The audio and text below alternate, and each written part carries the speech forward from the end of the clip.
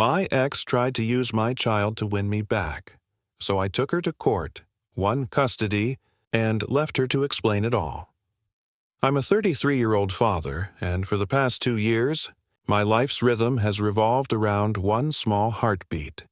My son, Noah, 6 years old with his mother's eyes and my stubborn smile, Emily, my ex, and I barely spoke except for short, tense texts about pickups and school schedules.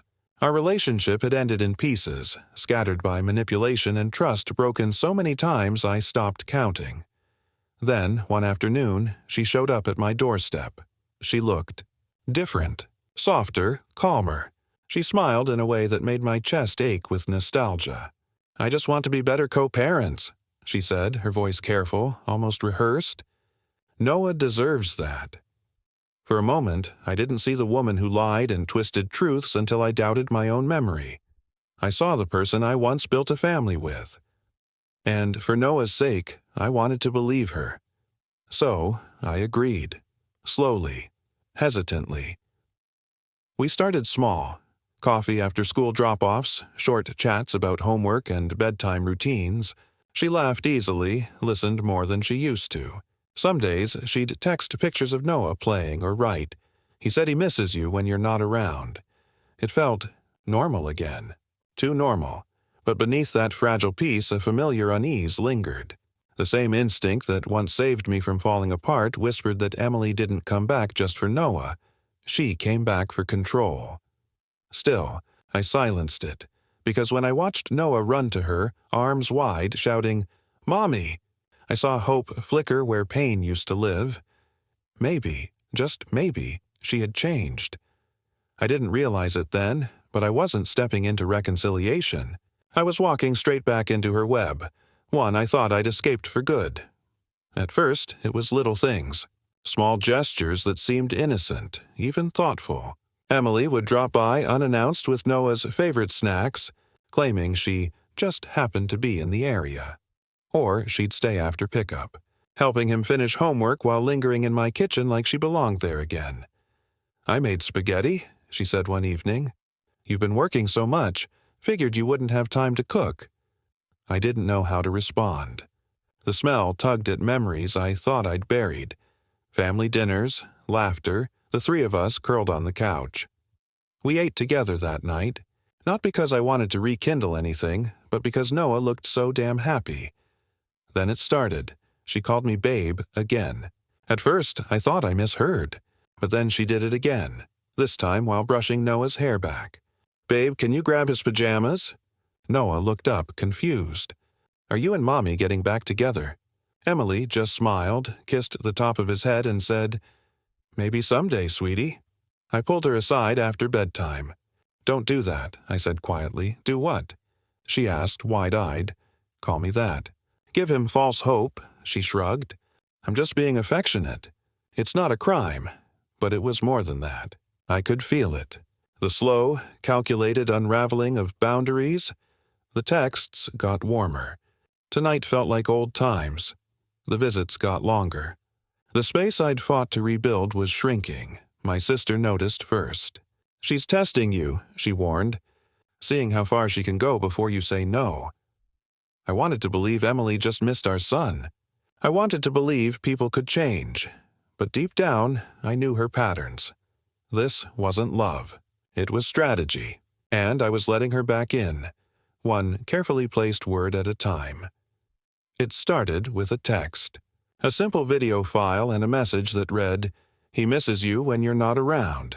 I tapped play. There was Noah sitting cross-legged on the couch, holding up a crayon drawing of the three of us, stick figures under a sun with "family" scribbled in shaky letters. "Mommy says we'll all live together again soon," he said proudly, froze. My heart swelled and sank at the same time. It was too specific, too pointed, like something scripted. When I picked him up that weekend, I asked casually, "So, you made that drawing, huh? That was sweet of you." He nodded, then added softly, "Mommy said if I ask you enough times, maybe you'll say yes." Something in my chest cracked. He didn't understand what she was doing. How could he? To him, it was just hope. To me, It was déjà vu, the same manipulation I'd fallen for before, only this time she was using my son as the bait. That night, I texted Emily, "Don't use Noah to talk about us. He's just a kid." Her reply came instantly, "You're overreacting. He just wants his parents to get along. Maybe you should be happy he still believes in family." The calm, passive-aggressive tone, I knew it too well. She wasn't talking to me. She was testing me, pushing to see how much I'd tolerate before breaking again. Later that evening, while tucking Noah into bed, he whispered, "Mommy said if we live together again, she'll stop crying." I didn't answer. I just held him tighter, staring into the dark. That was the night I realized Emily wasn't trying to heal anything. She was performing, rewriting our story through our son's eyes, and I was watching it happen, powerless, one heartbreak at a time. It was a Saturday morning.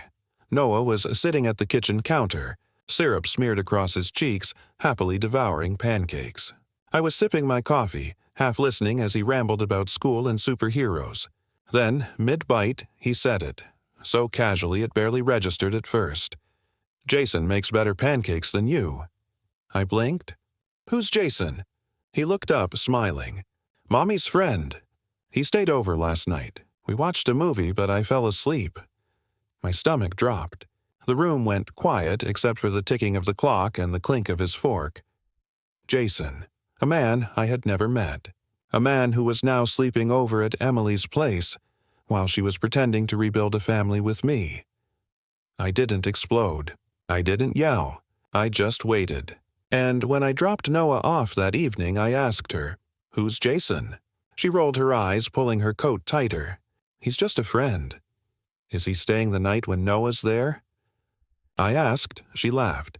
Actually laughed. "You don't get to question my life anymore. We're not together, remember?" That part stung more than it should have.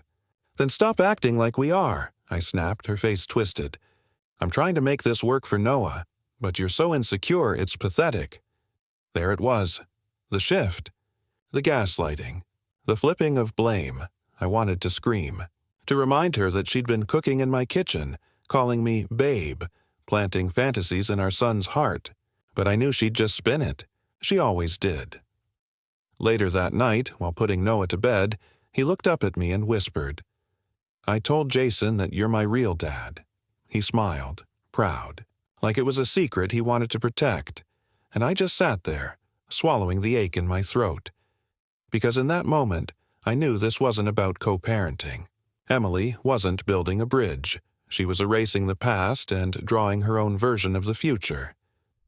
2 days later, I found a white envelope jammed in my mailbox. No return address.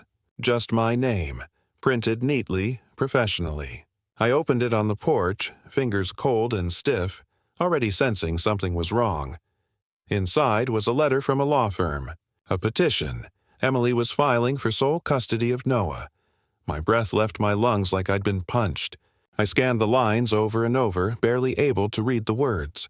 Concern for child's emotional safety. Allegations of instability. Father exhibits controlling behavior.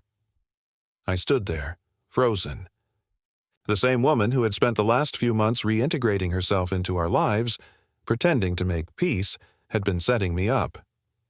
I called her, heart pounding. She picked up on the second ring. "Hey," she said sweetly. "I was wondering if you'd gotten the papers." "What the hell is this, Emily?"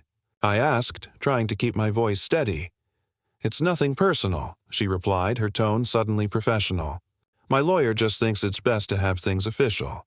You've been unpredictable lately." "Unpredictable?" I repeated, barely able to contain the disbelief. "You've been lying, manipulating Noah, letting strangers into his life. And I'm the threat?" She gave a soft, fake sigh. "See? This is exactly what I mean. You get angry. You can't control it. That's not a good environment for a child." That's when it hit me. This was never about reconciliation. It was a performance. And I was the audience. She'd been planting seeds, twisting moments, crafting a narrative where I was the villain, so when she pulled the legal trigger, it would look justified. I hung up before I said something I'd regret. That night, I sat in Noah's empty room, staring at the toys scattered across the floor, my fists clenched. She wasn't just trying to hurt me. She was trying to erase me. And for the first time in years, I wasn't just heartbroken. I was ready for war. The next morning, I walked into a law office with my jaw clenched and heart racing. A part of me still couldn't believe it had come to this. Dana, my lawyer, was sharp, calm, and didn't waste time. After listening to everything, she leaned back in her chair and said, "We'll need proof. Emotional manipulation, false claims, any pattern of instability. We have to flip the narrative before it sticks." And just like that, I was in battle mode. I started digging. Every text, every voicemail, every screenshot I could find from the past few months, messages where she was affectionate. "You looked happy last night. Maybe we're healing," right next to ones that hinted at control. "If you cared about Noah, you'd stop questioning me." There were voice notes, too. Calm 1 minute, venomous the next. In one, she whispered sweetly, "You're such a good dad." Then, minutes later, "You're a pathetic control freak who can't stand not being in charge." I documented everything. Every drop-off and pickup was recorded. Phone in my pocket, just in case. Then friends started speaking up. My sister gave Dana a chain of texts where Emily bragged about how easy it'll be to get full custody. A mutual friend told me uncomfortably, "She's been saying you've had breakdowns, that you're spiraling. It was surreal, watching someone rewrite your life like bad fiction." Late nights became my ritual. Sitting at my desk, surrounded by screenshots and notes, Noah's drawings still taped to the fridge. His laughter from the other room reminded me why I couldn't give up. This wasn't just about winning a case. It was about protecting the truth, about who I am as a father, because if Emily wanted a war, she was going to get one. The courtroom felt colder than I expected. Not the kind you feel on your skin, the kind that settles in your chest. Fluorescent lights hummed above, the air heavy with tension. I sat at the defendant's table, trying to steady my breath while Emily sat across the aisle in a soft beige blouse, tissues clutched in one hand like a prop. When the judge entered, her lawyer stood first. His tone was practiced, gentle, concerned. "My client is seeking full custody out of concern for her son's emotional well-being. Mr. Walker," he said, nodding toward me, "has demonstrated volatile behavior and controlling tendencies." Each word landed like a punch. Then Emily spoke. Her voice cracked at all the right places. I tried so hard to co-parent peacefully. "But he gets angry. He scares me sometimes. I'm just trying to protect our son." She dabbed her eyes, never looking at me once. But she didn't have to. Her act wasn't for me. It was for the court. Dana didn't flinch. When it was our turn, she stood tall. "Your Honor," she began, "we have compelling documentation showing not only a lack of concern for Mr. Walker's mental state, but a pattern of emotional manipulation directed at both him and the child." She submitted screenshots, read messages aloud, and then she played the first recording. Emily's voice echoed through the courtroom. "If you cry more, Daddy will come back. Say it again, sweetie." The silence afterward was suffocating. The judge raised an eyebrow. Even the clerk paused typing. Emily's face went white. Her lawyer shifted uncomfortably. Dana looked at the judge. "That's not a mother protecting her child. That's a mother coaching him for emotional blackmail." It wasn't over. Not by a long shot. But something changed in that moment. For the first time, the truth wasn't just my burden to carry. It was being heard, and Emily's story was starting to unravel, right there in front of everyone. If the courtroom was a battleground, then home became the aftermath. Silent, scorched, and fragile, Emily didn't lose gracefully. After that hearing, her mask didn't just slip. It shattered. But instead of turning her fury toward the system or herself, she turned it toward Noah. The next time I picked him up, he barely looked at me. Quiet, withdrawn, like someone had dimmed his little spark. Over dinner, I tried to get him to laugh, to tell me about school. Nothing worked. Then, between bites of mac and cheese, he mumbled, "Mommy said you don't want me anymore." I froze. What? His eyes didn't meet mine. She said you're giving up. That's why she cries so much. I couldn't breathe. My fork hit the plate with a dull clang. I reached across the table, gently took his hand. That's not true, buddy. I love you more than anything. I will never stop wanting you. He nodded, but he didn't smile. That broke me more than anything. That night I sat in my car outside her apartment after dropping him off. I didn't even turn the engine on.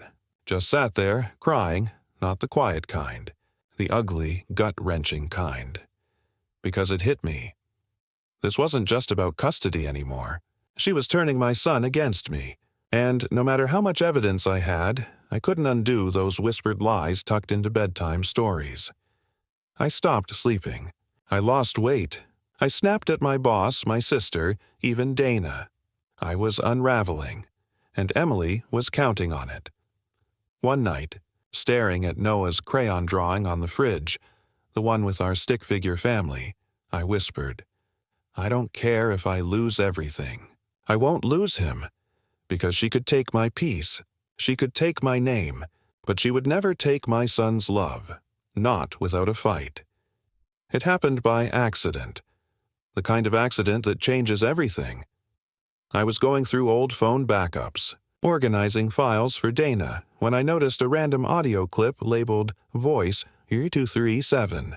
I almost deleted it, probably background noise or some pocket recording, but something made me play it. What I heard stopped my heart. Noah's voice, quiet, close to the mic. Mommy, do I have to say it again? Then Emily's voice, soft but sharp underneath the sugar. Yes, baby. Cry a little this time. If you say it right, Daddy will feel bad and come home. Silence. Then Noah again, his tiny voice trembling. Please, Daddy. Come back. I dropped the phone. My entire body was shaking. This wasn't just emotional manipulation. It was a performance, scripted pain, directed by the person who was supposed to protect him. I called Dana immediately, voice trembling. She was silent for a moment, then said, This is the nail in her coffin. The next court session felt like a reckoning. Dana stood calmly before the judge and played the recording. The courtroom fell silent. You could hear the rustle of papers stop. No whispering. Just that one awful clip, a 6-year-old rehearsing heartbreak. The judge's face darkened. Miss Reynolds, is that your voice? Emily's confidence shattered in an instant. I was just trying to help him express. The judge raised a hand. That's enough. His voice was cold, unforgiving. Coaching a child to emotionally manipulate their parent is not co-parenting. It's abuse. I didn't cheer. I didn't even smile. I just sat there feeling the weight begin to lift. For months I'd carried this storm alone. But now, finally, the truth was louder than her lies. And this time it wasn't just my word against hers. It was Noah's voice, and it was damning. The final day of court felt like standing on the edge of a cliff. Everything I'd fought for, every sleepless night, every recorded word and tear-stained page, came down to this. I sat still, hands clenched, eyes fixed on the judge who looked more tired than usual. But when he began to speak, his voice was firm. This court has reviewed all presented evidence, text messages, recordings, character statements. He paused, scanning the room. It is clear that Ms. Reynolds has engaged in repeated acts of emotional manipulation toward both Mr. Walker and the minor child. Emily's lawyer shifted. Emily stared straight ahead, her expression unreadable. The judge continued. This court finds that Mr. Walker has acted in consistent good faith, and in the child's best interest throughout these proceedings. I stopped breathing. Effective immediately. Full custody will be granted to Mr. Walker. Ms. Reynolds will receive supervised visitation, pending completion of court-mandated therapy. Emily gasped. It was the sound of a person watching their control evaporate.